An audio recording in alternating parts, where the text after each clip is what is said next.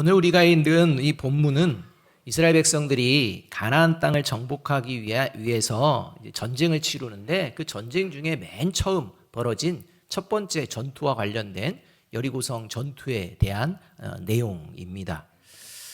하나님께서는 이 여리고 전투를 앞서서 이미 이 전투가 어떻게 될지 이것을 이스라엘 백성들에게 약속을 해 주십니다. 어떻게 될 거냐? 승리한다. 이렇게 말씀해 주십니다. 2절 말씀이 그 말씀입니다. 여호와께서 여호수아에게 이르시되 보라 내가 여리고와 그 왕과 용사들을 내 손에 넘겨주었으니 라고 말합니다. 주목하라. 지금 전투 준비 중인데 이 전투 이겼다. 승리했다. 이렇게 말씀하고 있는 것입니다. 내가 너희들 하는 거 보고 넘겨주겠다 이게 아닙니다. 넘겨주었다. 이렇게 말씀하고 있다는 것입니다. 이렇게 이미 여리고 전투에서의 승리를 약속해 주신 하나님은 이어서 이스라엘 백성들에게 이제 여리고를 정복하는 이 전략과 전술을 자세히 말씀해 주시고 여호수아를 통해 여리고를 정복하라 이제 명령하십니다. 그런데 이 여리고성을 정복하는 이 전략과 전술이라는 것이 우리의 상식을 벗어나는 일반적인 전쟁의 방법을 벗어나는 이러한 것을 말씀해 주고 계신다는 것입니다. 간략하게 이야기하면 매일 하루에 한 번씩 6일 동안 여리고성 주위 한 바퀴 돌 것. 맨 마지막 7째 날 그때는 여리고성 주위를 7바퀴 돌 것. 7바퀴 돌고 나서 나팔 소리가 길게 울리면 그러면 모두가 다 소리칠 것. 끝. 이렇게 되어 있는 것입니다. 그러니까 뭐 언제 칼을 들고 어떠한 상황을 보고 어떤 작전으로 나가 이런 게 없이 그냥 성 돌고 마지막에 7번 돌고 그냥 소리만 치면 돼. 이게 지금 전략과 전술이라고 말씀하고 있다는 것입니다. 무기 사용도 없는 이건 전쟁 같지도 않은 전쟁. 그리고 오늘 이 자리에 참여하신 분들 중에 이제 하나님의 말씀에 대해서 처음 접하는 새로운 신자 같은 경우는 도대체가 성경에서 말하는 이런 이스라엘의 역사가 도대체 오늘 나와 무슨 관계가 있을까라는 생각을 할 수가 있다는 것입니다. 이 사건은요, 지금부터 3,400여 년 전에 일어난 사건입니다. 3,400여 년 전에 이 가나안 여리고 전투에서의 이 여리고 정복 사건이 도대체 3,400년을 훌쩍 넘어선 오늘 이 시대를 살아가는 저와 여러분에게 도대체 어떤 의미를 전해주는 말씀일까요? 여러분 그냥 역사의 지식으로 그냥 우리가 남기면 되는 말씀이 아니라는 것입니다. 하나님의 말씀은 보편적인 말씀으로 그 어떠한 역사에 일어난 사건이라도 오늘 내가 살아가는 이 삶의 자리 가운데 적용되는 사건이 되어지기 때문입니다. 무엇보다도 먼저 오늘 이 말씀 3,400여 년 전에 벌어진 이 사건은 하나님이 이스라엘 백성들을 향해 여리고를 정복하라 이라고 말씀하신 것은 이 시대를 살아가는 그리스도인이 어떤 존재인지를 이제 분명하게 생각하라라는 말씀이라고 할 수가 있습니다. 여러분 그리스도인 오늘 본문에서 이야기하는 이 시대를 살아가는 그리스도인은 어떤 마음을 가지고 살아야 되느냐? 정복자다라는 것입니다. 표정들이 그렇게 정복자 하면 여러분 긍정적인 이미지가 떠오릅니까? 부정적인 이미지가 떠오릅니까? 좀 부정적인 이미지가 많습니다. 왜 그럴까요? 세상의 역사의 정복자들을 보니 그 사람들은 압제하고 힘으로 무력으로 뭔가를 이루는 그 안에는 많은 살인과 잘못된 모습들 이러한 것들이 있기 때문에 이 정복자라는 개념에 대해서 굉장히 부정적인 의미를 우리가 가지고 있기 때문일 것입니다. 그러나 여러분 우리가 세상에서 이야기하는 정복의 개념이 하나님께서 말씀하시는 정복의 개념과 똑같다고 생각하면 큰 오산입니다. 하나님이 말씀하시는 정복 이것이 무엇인지를 분명히 알아야 되는데 먼저 분명한 것은 하나님을 믿는 하나님의 자녀 그리스도인들은 이 세상을 정복하는 정복자라는 것입니다. 이것은 변치 않는 사실입니다. 왜냐하면 하나님의 형상을 가진 그리스도인에게 하나님께서 명령하신 사명 중 하나가 뭐냐? 땅을 정복하라라는 말씀이었기 때문입니다. 그것이 창세기 1장 27절 28절의 말씀입니다. 이렇게 말씀하셨습니다.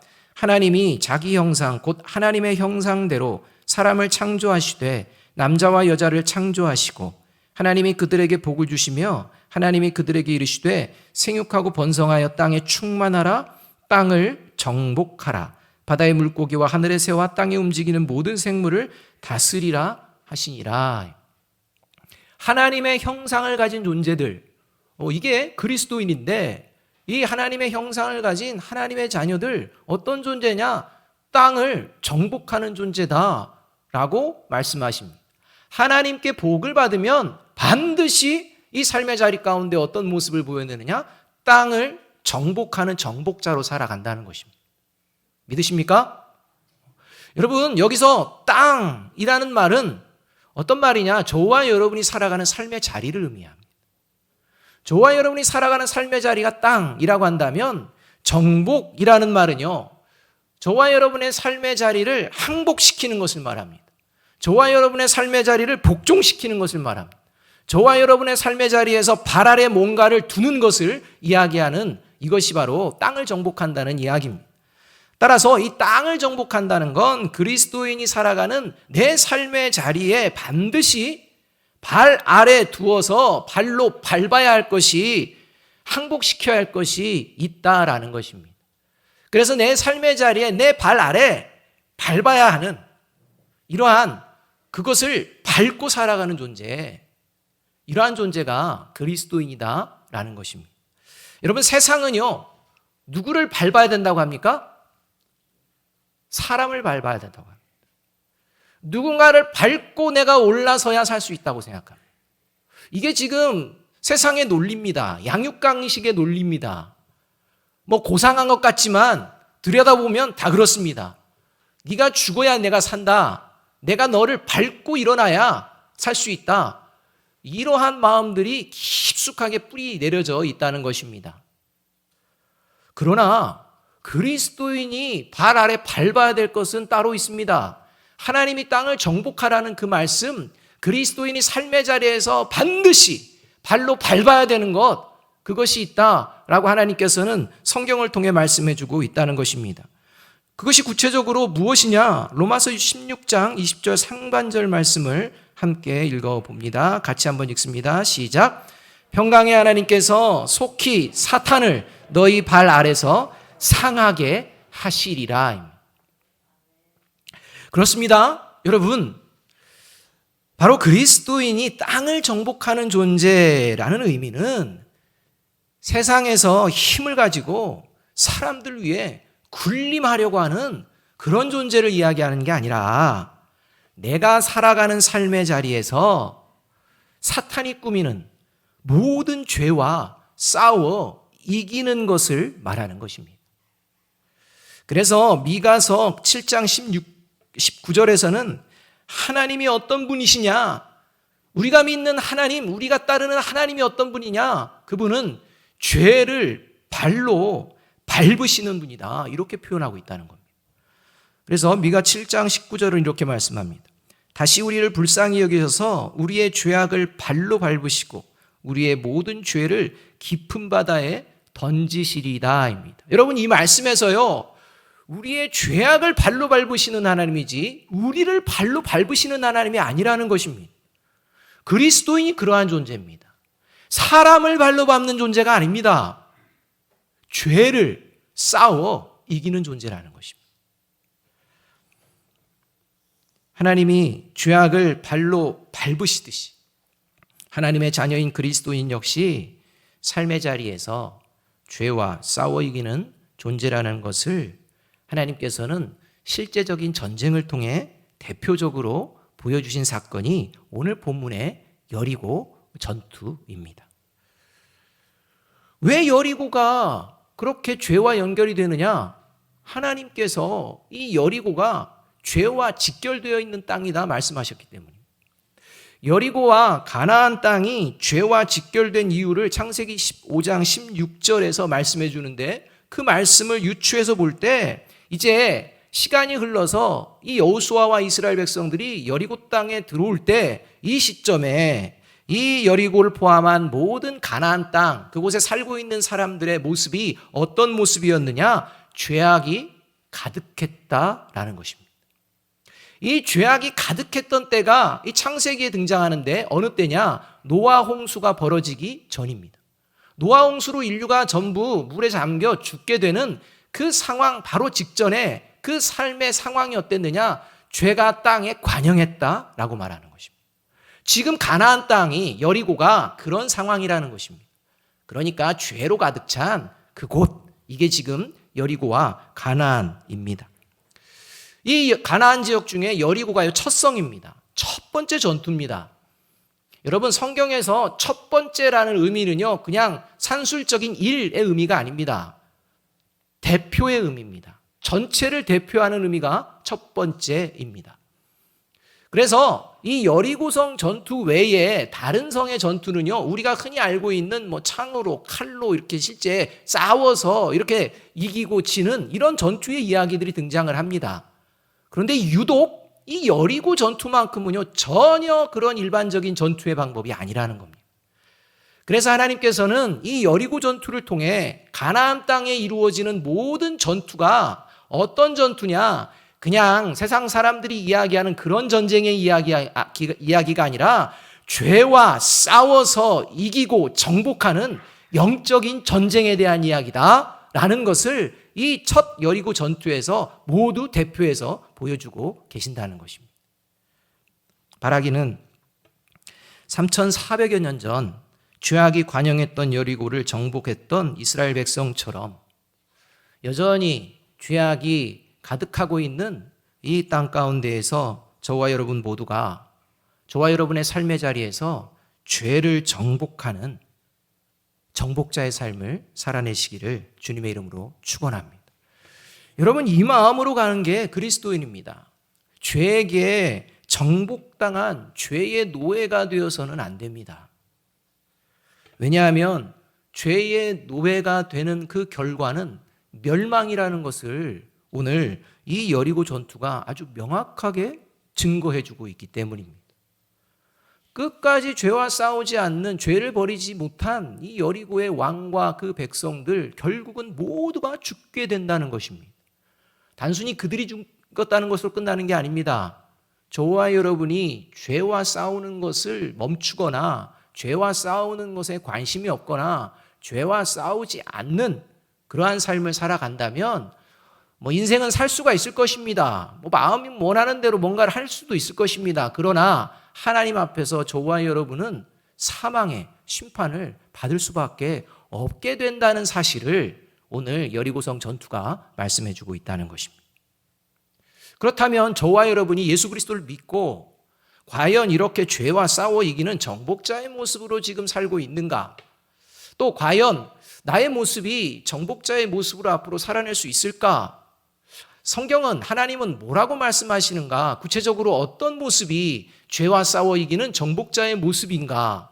나는 어떤 모습으로 삶의 자리에 나가는 것이 과연 죄를 정복하기 위해 준비된 모습인가? 오늘 성경은요, 말씀해주고 있다는 것입니다. 이것을 살펴보아야 합니다.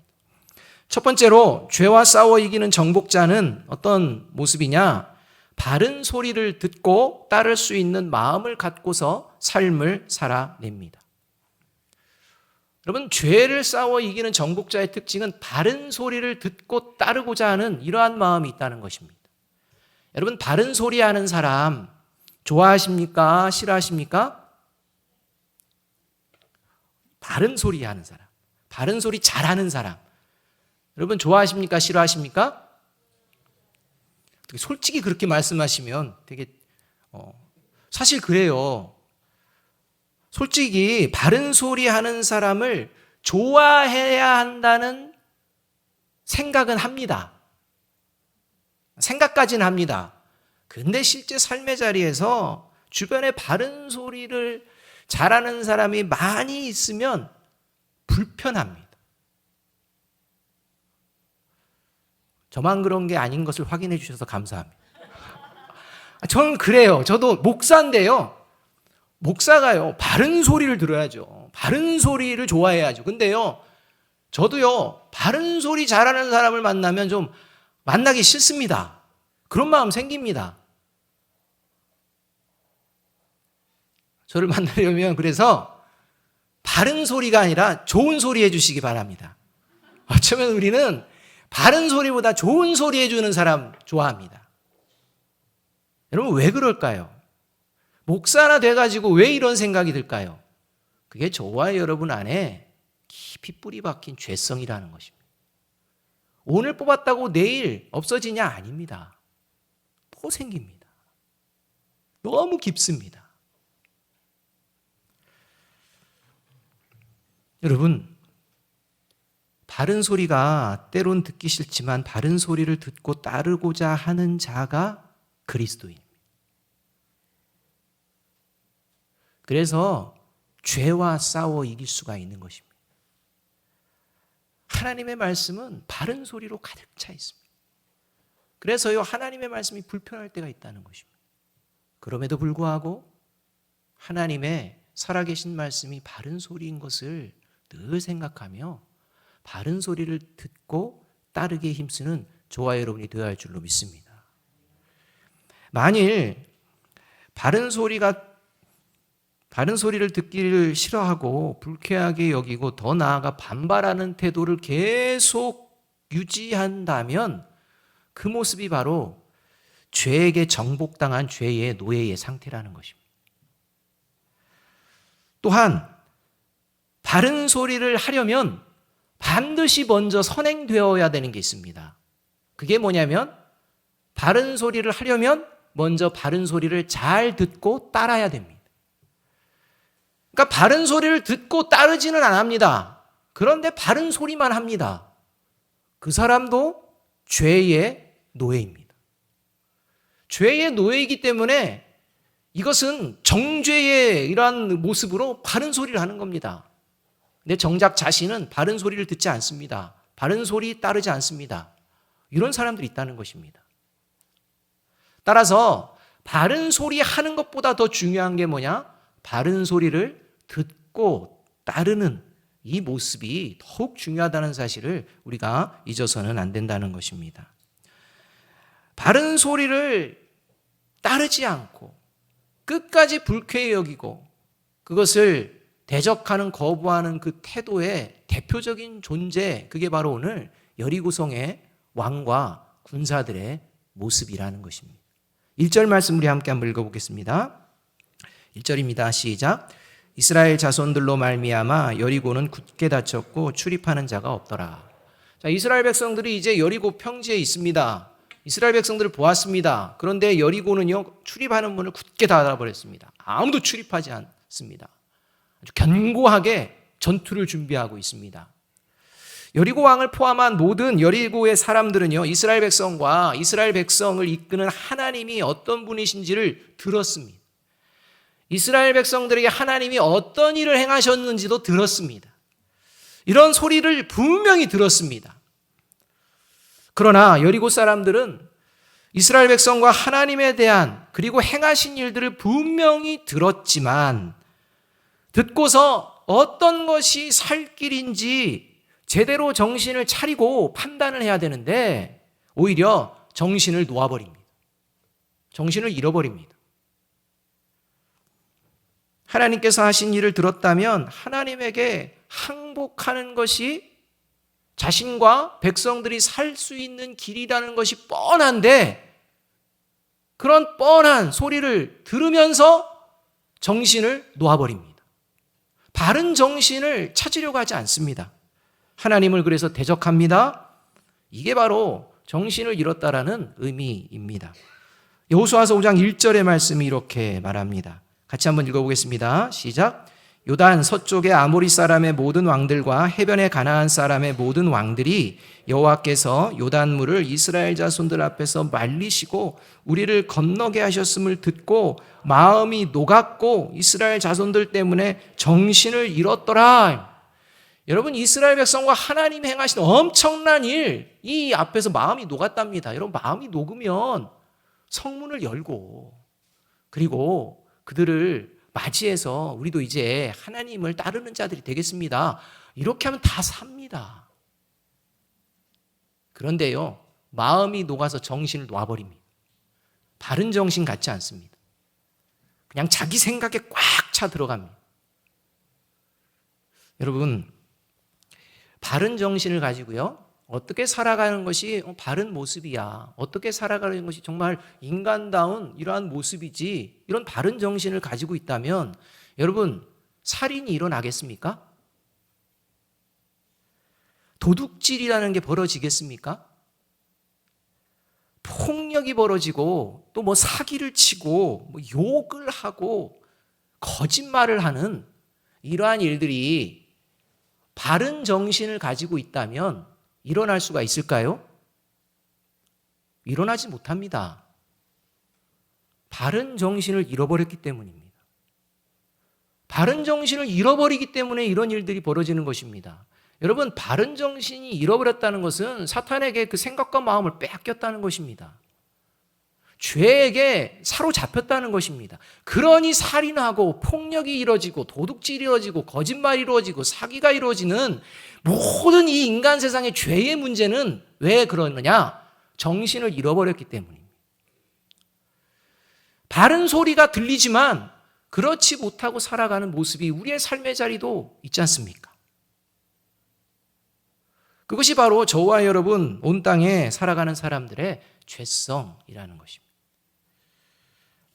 사랑하는 여러분, 이것이 우리가 살아가는 저와 여러분의 모습이고 이것이 우리가 살아가는 삶의 현장이지만 이러한 상황 속에서 여러 가지 소리들이 들려지는 상황 속에서도 그 무엇보다도 생명의 길로 이끄는 죄와 싸워 이기도록 하는 바른 소리, 바른 정신을 깨우는 그 소리는 살아계신 하나님의 말씀인 줄로 믿습니다. 그러므로 저와 여러분이 가장 힘써야 되는 게 뭐냐? 세상의 소리, 세상의 이야기가 아니라 가장 바른 소리인 하나님의 말씀에 항상 정신 차려 귀를 기울이고 듣고 따를 때 저와 여러분의 삶의 자리에서 모든 죄는 물러나게 될 줄로 믿습니다. 이 믿음을 가지고 싸우는 이것이 바로 여리고성 전투의 의미라는 것입니다. 이렇게 하나님이 주신 말씀을 붙들고 죄와 싸워 이기는 저와 여러분이 되기를 주님의 이름으로 축복합니다. 두 번째로 죄와 싸워 이기는 정복자는 이 말씀을 바르게 듣기 때문에 모든 삶의 자리의 시작을 바르게 합니다. 어떻게 삶의 자리를 시작하느냐? 하나님의 사랑으로 먼저 무장하는 삶을 삽니다. 저와 여러분의 삶을 시작할 때 먼저 준비하고 점검하는 게 뭐냐? 내가 지금 하나님의 사랑으로 무장이 되어 있는가? 이걸 생각하고 이제 삶을 향해 나아간다는 것입니다. 이게 아니라 뭐 세상적인 무엇인가를 가지고 나아가려고 한다. 그러면 안 됩니다. 먼저 그리스도인은 죄와 싸워 이기려면 하나님의 사랑으로 내가 무장이 되어 있는가? 이걸 살펴야 한다는 것입니다. 8절 9절 말씀 우리 함께 한번 읽어보겠습니다. 시작. 여호수아가 백성에게 이르기를 마침에 제사장 일곱은 양각나팔 일곱을 잡고 여호와 앞에서 나아가며 나팔을 불고 여호와의 언약궤는 그 뒤를 따르며 그 무장한 자들은 나팔 부는 제사장들 앞에서 행진하며 후군은 궤 뒤를 따르고 제사장들은 나팔을 불며 행진하더라. 이것은 이제 여리고성 전투를 벌이는 이제 전술과 전략이 나온 겁니다. 이제 구체적으로 기록되어지는 것입니다. 이 말씀에 의하면 여리고성을 돌 때 그냥 아무렇게나 돌면 안 됩니다. 순서가 있다는 것입니다. 걸어가는 순서가 있다는 것입니다. 그 걸어가는 순서를 반드시 지켜야 한다는 것입니다. 뭐 무기 이런 것들은 필요 없고 걸어가는 순서가 중요합니다. 그래서 맨 앞에 무장한 군사들이 걸어갑니다. 그 뒤에 이제 양각나팔을 든 제사장들이 따라가면서 나팔을 붑니다. 또 그 뒤에 이제 언약궤를 맨 제사장들이 언약궤를 메고 따라가게 되어 있습니다. 그리고 맨 뒤에 후군이 이제 또 이렇게 따라가게 되어 있는 이 행진의 순서가 분명하게 이제 나와 있다는 것입니다. 그래서 전체적인 모양을 보면 앞에 무장한 군사가 있고 뒤에 무장한 군사가 있어서 그 가운데에 언약궤가 있는 이러한 형태로 이제 이렇게 여리고성을 돌게 되어 있는 이게 이 전략과 전술입니다. 여러분, 여리고 전투의 특징은 칼과 창으로 싸우지 않기 때문에, 그리고 단지 여리고성 그냥 주변 외곽을 한 바퀴 도는, 그리고 6바퀴 도는 그냥 걸어가는 겁니다. 그렇다면 여러분, 우리가 한번 상식적으로 생각할 때 굳이 군사들이 무장할 필요가 있습니까? 여러분, 굳이 언약궤가 그렇게 막 메고 따라갈 필요가 있습니까? 이미 하나님은 앞서서 내가 너희에게 줬다, 너희는 이긴다 말씀하셨습니다. 그렇다면 이스라엘 백성들을 생각한다면 좀 편안한 목장으로 이렇게 무겁지 않게 언약궤는 그냥 제자리에 놓든지 이렇게 무장도 뭐 필요 없으니 편안한 목장으로 가장 움직이기 편하게 그렇게 돌아도 되는 거 아닙니까? 이게 이스라엘 입장에서 보면 그게 더 편한 겁니다. 근데 다 무장하라는 겁니다. 진짜 전쟁을 치를 것처럼 준비해서 나가라는 것입니다. 여호와의 궤 매라는 것입니다. 메고 따라가야 한다는 것입니다. 더 나아가 여리고성을 6일 동안은 한 바퀴 돌고 7일째는 7바퀴를 돌라는 겁니다. 하나님의 계획에 따르면 어차피 무너질 성, 함성 치면 무너질 성, 이스라엘 백성의 입장에서 생각한다면 하루나 이틀 아니면 좀 더 둬서 한 3일 정도 충분하지 않았겠습니까? 그런데 왜 7일간이나 여리고성을 무장한 군사들과 언약궤를 맨 제사장들이 피곤하게 걷도록 하나님은 하신 겁니까? 우리의 입장에서 왜 이렇게 괴롭히시는 겁니까? 누구를 위해 하시는 겁니까? 그것은 바로 여리고성에 있는 모든 사람들에게 살 수 있는 기회를 주시는 하나님의 사랑 때문입니다. 여러분, 지금 이 여리고성 전투에요, 여리고 안에 있는 사람들을 하나님이 보시면서 저것들은 다 죽어야 될 것들이야, 여러분 이렇게 생각하지 않으십니다. 이스라엘 백성들은 그래 너희들은 그냥 깨끗하니까 너희들은 괜찮아, 저것들은 죽을 거야, 이런 생각 안 하십니다.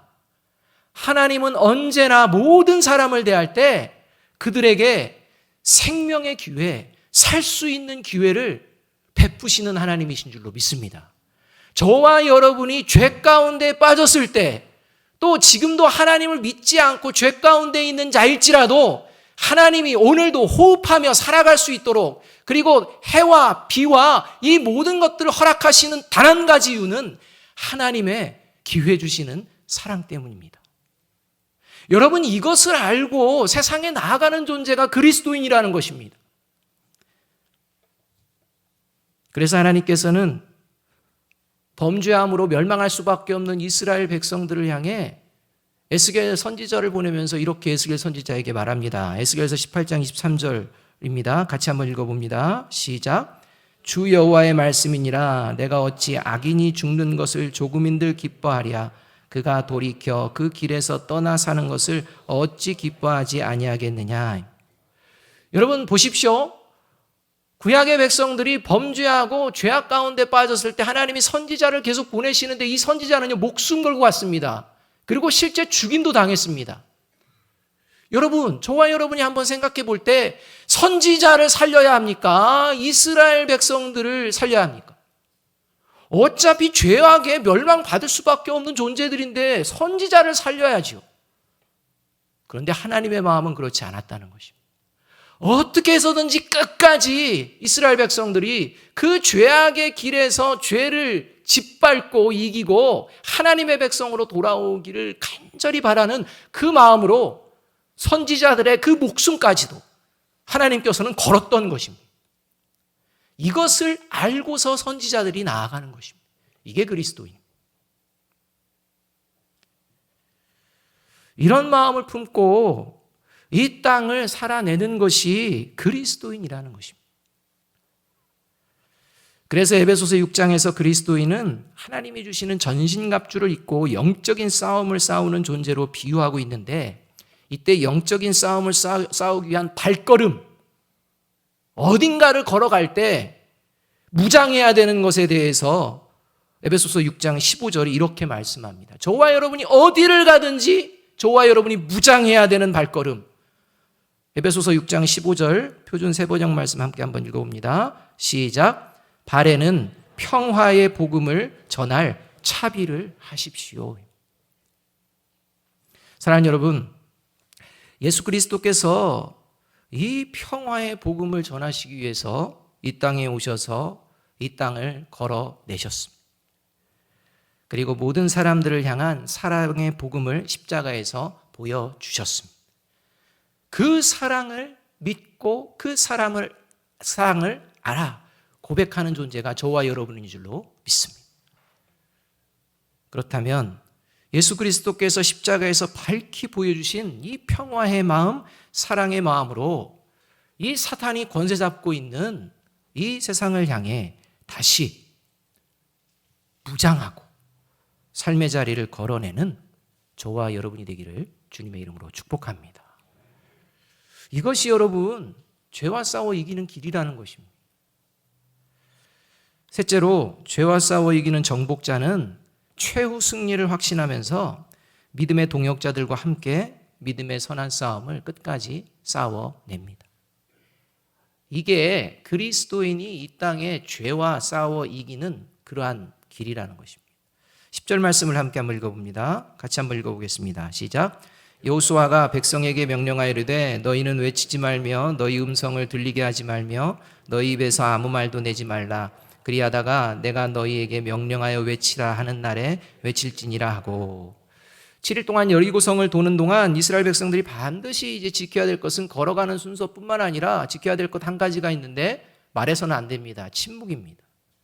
소리를 내는 것은 마지막 7바퀴 다 돌고 나팔을 길게 부를 때 그때 함성 한번 지르는 것입니다. 그동안에는 소리를 내면 안 됩니다. 침묵해야 합니다. 여러분 침묵한다는 게 쉽습니까? 여러분 저와 여러분이 운동을 한다거나 공부를 한다거나 뭔가를 할 때 혼자 하는 게 쉽습니까? 누군가와 함께 하면 더 쉬워집니까? 혼자 하면요 중도에 포기하는 케이스가 너무나도 많습니다. 근데 함께 하면 가능합니다. 여러분 이스라엘 백성들이요 아마 6일 동안 7일 동안 돌면서 기대가 있었을 수도 있습니다. 우리가 이렇게 하나님의 말씀을 순종하고 이런 무모한 전략과 전술을 가지고 나아가도 하나님이 지금 우리에게 승리를 허락하시는 그 증거의 파편들을 좀 보여줄 수 있을 거야. 그래서 열심히 순종해서 도는데요. 그래서 그 여리고 성벽에 벽돌 하나 툭 떨어지면 야 저거 봐라. 뭐 이렇게 생각할 수도 있습니다. 또 뭐 위에 있는 군사들의 모습 중에 군사들이 좀 줄어듭니다. 저거 봐라. 겁먹었나 보다. 또는 뭐 밤이 되고 언제 돼서 출입문이 열리고 누군가가 막 탈출해 나옵니다. 한두 사람이. 그런 사람이 와서 우리는 항복이야. 뭐 이런 일들이 벌어집니다. 그런 일들을 파편적으로 경험하면 그래 우리가 이게 도는 게 확실히 하나님의 승리가 보장된 거구나 이렇게 하지만 7일 동안 어떤 변화도 없습니다. 아무 일도 일어나지 않습니다. 저와 여러분이 하나님의 말씀을 믿고 순종하며 기도하며 막 나아가고 가족을 위해서 사업을 위해서 여러 가지를 막 하는데 전혀 무슨 변화가 없습니다. 여전히 내 삶은 제자리인 것 같고 뭐 여리고성이 단단한 것처럼 아무것도 이루어지지 않습니다. 오히려 다른 사람들을 향해 네가 믿는 하나님이 있느냐? 뭐 이런 소리를 듣게 되는 이러한 상황이 지속이 되어질 때 저와 여러분의 믿음은요 나락으로 떨어질 수가 있습니다. 내가 굳이 이렇게 하나님을 믿는 믿음으로 나아갈 필요가 있는가? 그냥 대충 다른 사람들과 대충 같이 발 맞춰서 나아가는 게 낫지 않을까? 죄와 타협합니다. 죄와 적당히 동조하며 살아갑니다. 이런 모습으로 나아갈 수 있었다는 것입니다. 성을 도는 이스라엘 백성들이 뭐가 아무것도 안 일어나네 하면서 동요할 수도 있습니다. 그러나 그러한 상황 속에서도 이스라엘 백성들은 전혀 동요하지 않고 하나님의 약속을 믿고 끝까지 침묵합니다. 여러분 왜 그게 가능합니까? 함께 침묵하고 나아가기 때문입니다. 내가 뭔가를 막 이야기하고 싶어도 옆에 있는 사람 뭐 합니까? 이겁니다. 옆에 있는 사람이 이거 한마디 하면 그래 이렇게 되는 겁니다. 그리고 결국 끝까지 함께함으로 잘 침묵해서 마지막 나팔 소리가 길게 울릴 때 크게 한 목소리로 함성을 외칠 때 여리고 성벽이 무너지고 여리고를 완전히 정복하는 승리를 맛보게 됩니다. 사랑하는 여러분, 저와 여러분은 모두 죄성을 가진 그러한 존재입니다. 저와 여러분은 홀로 물론 하나님의 영이 함께하기 때문에 믿음의 걸음 걸을 수 있습니다. 그러나 그 걸음은 힘겹습니다. 죄에 빠지면 빠져나오기 힘듭니다. 그래서 세상 속에서 살아가다 보면 혼자서 뭔가를 하다 보면 가랑비에 옷이 졌듯이 나도 모르게 어느 사이에 마음과 생각이 죄와 타협하고 죄에 물들어가는 경우에 처할 수가 있다는 것입니다. 그러면서 어느 순간에 정신을 잃어버립니다. 이래도 된다고 생각하는 것입니다. 그러할 때 저와 여러분이 다시 죄와 싸워 이기는 정복자로, 하나님의 자녀로, 하나님의 군사로 회복되게 하기 위해서 하나님께서 예비한 존재들이 있으니 그가 바로 믿음의 동역자들입니다. 그 믿음의 동역자들이 모인 곳이 바로 교회 공동체입니다. 이렇게 죄와 싸워 이기도록 서로 격려하고 위로하고 도와주는 믿음의 동역자들이 저와 여러분의 삶의 자리에 넘치시기를 주님의 이름으로 축복합니다. 그래서 하나님 말씀 안에서 끝까지 함께 죄와 싸워 이기는 정복자의 삶을 맛보고 누리고 함께 증거하고 또다시 죄와 싸우기 위해 잘 무장하고 십자가 붙들고 나아가는 그러한 삶이 되어지기를 주님의 이름으로 축복합니다. 기도하겠습니다. 마지막으로 고린도전서 15장 57절 58절 말씀 한 번 더 읽습니다. 시작. 우리 주 예수 그리스도로 말미암아 우리에게 승리를 주시는 하나님께 감사하노니 그러므로 내 사랑하는 형제들아 견실하며 흔들리지 말고 항상 주의 일에 더욱 힘쓰는 자들이 되라. 이는 너희 수고가 주 안에서 헛되지 않은 줄 알미라. 기도하겠습니다.